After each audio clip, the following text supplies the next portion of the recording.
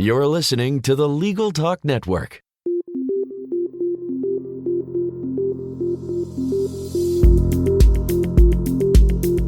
Hello, I'm Bob Ambrogi. And I'm Monica Bay. We've been writing about law and technology for more than 30 years. That's right. During that time, we've witnessed many changes and innovations. Technology is improving the practice of law, helping lawyers deliver their services faster and cheaper. Which benefits not only lawyers and their clients, but everyone. And moves us closer to the goal of access to justice for all. Tune in every month as we explore the new legal technology and the people behind the tech here on Law Technology Now.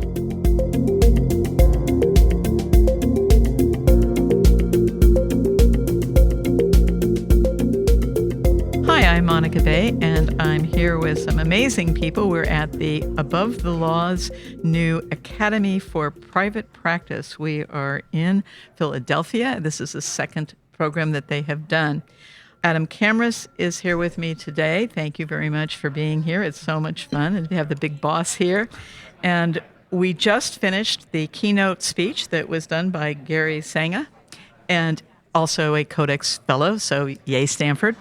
It was absolutely amazing, and I've dragged him over to force him to basically say it all over again. So I'm going to put the microphone to you and have you start with number one. But first, tell us what you told us about why it was a miracle that you got this. Sure. So as a bit of a background, I'm a former securities lawyer turned serial entrepreneur. I've been told I'm one of the few serial legal tech entrepreneurs that are out there. And I really just talked about my own story. And it's a bit of a background. My first startup, Intelligize, which helps with SEC filings, ended up being a pretty big success. We had 50% year-over-year growth every year. We sold to most of the AmLaw 100. I did a significant portion of that selling. We even sold to the SEC. So it was a fantastic experience. And Intelligize was recently acquired by LexisNexis, and a fantastic journey as well. So it sounds great, but I really should have failed. The secret is that if you look at the qualities that make a great entrepreneur, I lacked every one of them. I had no business experience to start with. As a lawyer, I saw danger everywhere you look, which is not a good skill set to have when you're taking these type of risks. I'm an extreme introvert, very uncomfortable with public speaking and sales. And to top it off, I'm Canadian, didn't even have a work visa in the U.S. The sector I entered, SEC filings, was super mature. Thomson Reuters, the 800-pound gorilla, had 100% share. And my timing was perfectly terrible. We launched it for the start of the financial crisis. Yet we succeeded because I made every mistake in the book, but luckily for me, I learned from them. And the talk consisted of just the lessons I learned from the trenches. And before we go into number one, tell us a little bit more about your background. I know, as I've already bragged, that we're both at Stanford, but what other things are you doing with the law school here? Sure. I teach at the University of Pennsylvania Law School. I teach business law. And the class I nickname How Not to Get Screwed Over in Business is the nickname for my class. I'm involved with Stanford Codex. That's where I do my research. I think Stanford Codex is one of the premier legal tech think tanks in the world. And so just a great center for legal innovation. And I'm also the CEO of LitIQ, which is my second startup. Congratulations. So start with number one about sales. I think that, what I mentioned is that life is sales and sales is marketing. Sales is life, rather. I just can't emphasize enough the importance of sales. I think that people in the legal services sector have a pejorative opinion of sales. They think it's somewhat less than noble. And what I wanted to emphasize is there's a difference between a snake oil salesman and someone that's trying to offer value and trying to get a client or a customer there. Because the default is people are skeptical and you need to get them there. And offering value is not a bad thing. The beauty of sales, in my opinion, is that you can learn it. It's not something that's innate. Some of the quick pointers that I wanted to emphasize in today's chat was, one, building rapport is important. And to build rapport, you have to find commonalities. Surprisingly, one of the best places to find commonalities is right in the beginning when you're doing the small talk. Small talk is critical. I found that 9 out of 10 times That's when you build rapport. That's when you find commonalities. And again, do your homework, find out what school they went to. Look, end of the day, everyone has family. You can always talk about family.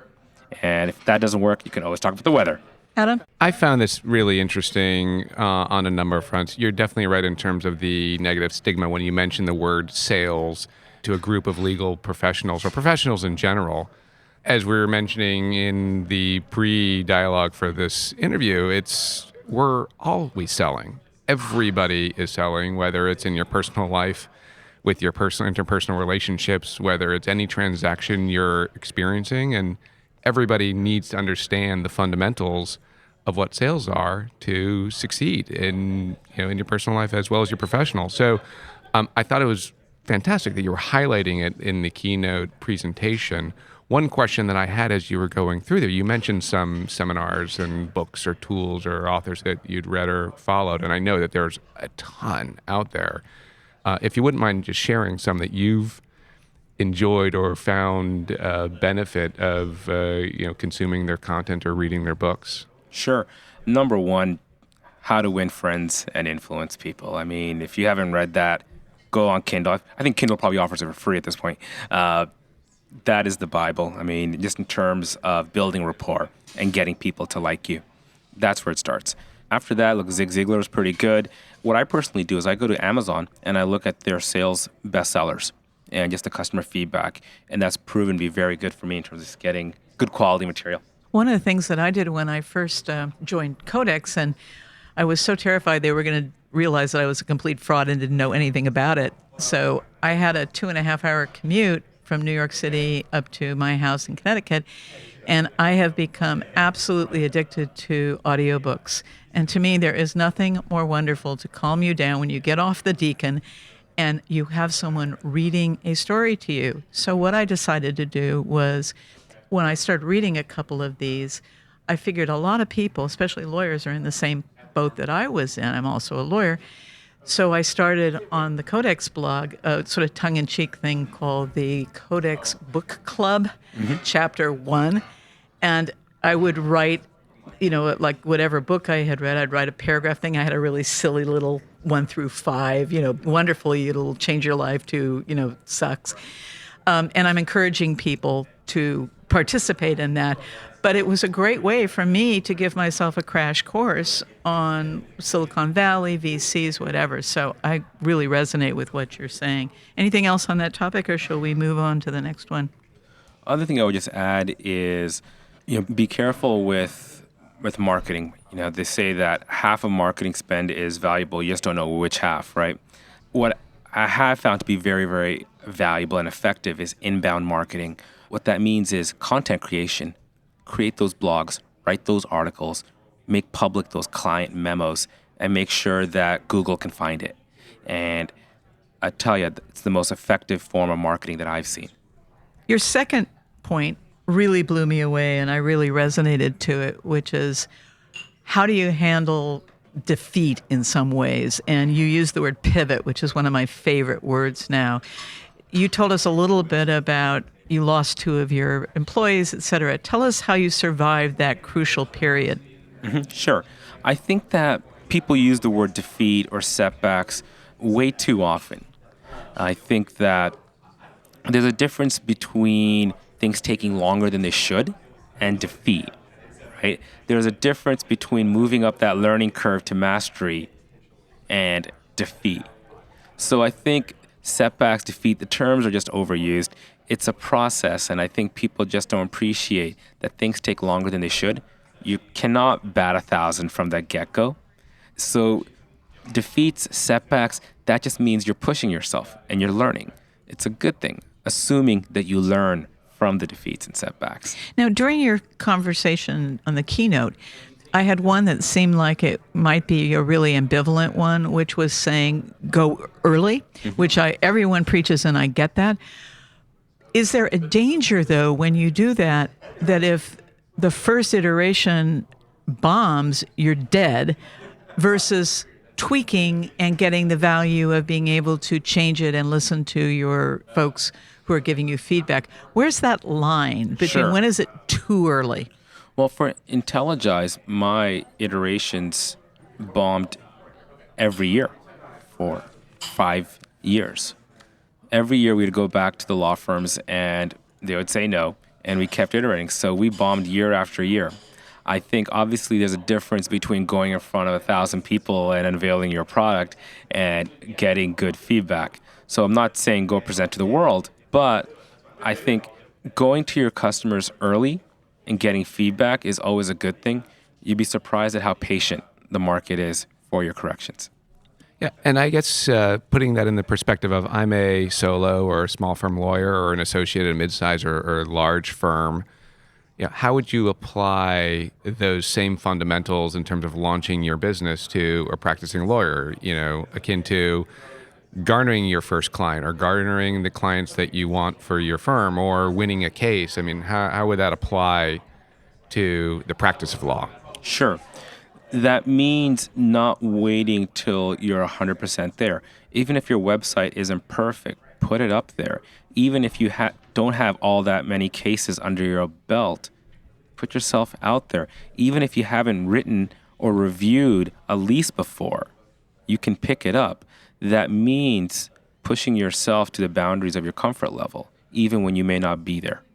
One of the things you said in the keynote really struck me was the concept of, and I may be leaping frog a minute for here, the idea that you have to get your first endorser. And I loved your suggestion of give it to them free if you have to, because you just need that Logo. And am I jumping there? Or is this a good point for you to talk about? Absolutely. The most powerful incentivizers for lawyers to acquire a product is what I call FOMO, right? Fear of missing out. If a firm like Cravath adopts your product, you're off to the races. So how do you get these great firms to make a bet on you, especially when it's early? Again, there are several strategies out there. Again, between giving away pennies on the dollar, partnering with them, there are several strategies where you may not make money off that initial customer, but getting that logo can be absolutely incredibly valuable and compelling. So I can relate to the concept that there's a lot of reasons people start and build companies. And you mentioned that tech must serve a purpose. What do you mean by that? Sure. What I mean is tech must serve as a force multiplier. It must let you do things at an exponentially better level than you could otherwise do. Fundamentally, tech can only do a handful of things if it's valuable. In order of priority, 1, it has to help you make more money, i.e. it can get you more customers, it can help you be more productive. 2, it helps you cut costs. Cutting costs is good because that increases your profitability. Now, a lot of people say, hey, Gary, we're lawyers, we're in a cost-plus business, we charge by the hour. Look, I've never seen anyone being worse off by being more efficient. In terms of cutting away billables, I've never met a lawyer that's had too much time on a particular task. I think work that used to be spent on stuff that can now be done by technology will be spent in other higher value areas. So again, number 1, help you make money. Number 2, help you cut costs. Number 3, help you reduce risk.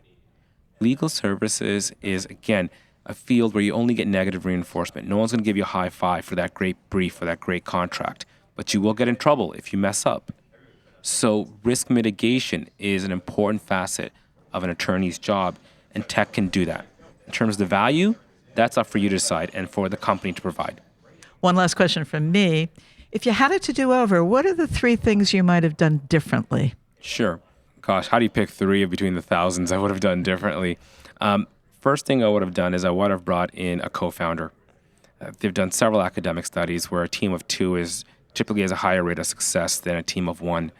Or 3. Or 3. 3 is the worst from what they said. Absolutely. So I think if I had a co-founder, I think that would have made my life a lot easier. 2, I would have brought on mentors earlier.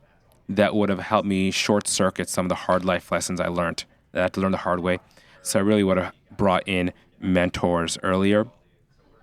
3, I think I just would have done a lot more preparation. I basically just jumped, and I would have loved to have learned more about sales and marketing, just coding technology while I was on payroll for somebody else. Well, if you ever want a second person to go for you, I'll volunteer. Deal. We're going to hand it over to Adam for the last question. Yeah, I think I mean, you're at a really interesting place in your life personally. You're just coming off of a really nice liquidity event. We don't have the details about that, but that would also be interesting if at some point we could have some of the play-by-play about how that transaction happened and the acquisition process and really what attracted LexisNexis to the product. What was their interest in it? Because I think it'd be really interesting for the listeners. I'd like to know that and hear about it. But I think, for you personally, what's out over the horizon for you? And this is a two-part question, but also, what do you see as the future of legal services? And I mean, that's the real question that everyone's asking. And I think a lot of people have an opinion on it. I firmly believe it's really exciting, the opportunities that are out there. But I'd love to hear what's your, kind of the next steps for you personally, but what do you see as the global changes that are going to happen? I think there's a lot of disruption going on in legal services, and I think it's really, really good for the listeners of this podcast. I think there's so much innovation to be had in legal services. I think that it's just waiting for efficiency, productivity, precision enhancements that tech can offer. I think that technology has created an era where solo practitioners and boutique firms can play with the big boys, so to speak. They can leverage technology to compete. I think the era of the big firm is probably coming to an end in the sense that the benefits they provide, loyal clients, whatnot, probably don't exist since the post-financial crisis. And that just brings up a lot of opportunities. I think the future is custom services. I think the future is lawyer branding versus firm branding. And I think that just provides a lot of opportunities for all of your listeners. And can you tell our listeners how they can reach out to you? Sure. You can reach me at my email, gs@litiq.com, or via Twitter at Sangha, SANGHA, or you can find me on LinkedIn under Gurinder Sangha. Well, thank you to you and to Adam. It's been a wonderful conversation, and you did a fantastic keynote. So thank you for being with us. I'm Monica Bay, and we'll see you on the next version of Law Technology Now.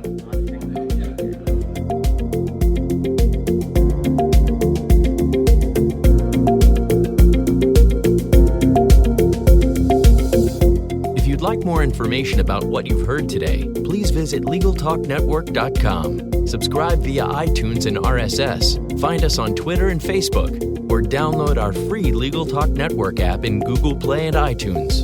The views expressed by the participants of this program are their own and do not represent the views of, nor are they endorsed by, Legal Talk Network, its officers, directors, employees, agents, representatives, shareholders, and subsidiaries. None of the content should be considered legal advice. As always, consult a lawyer.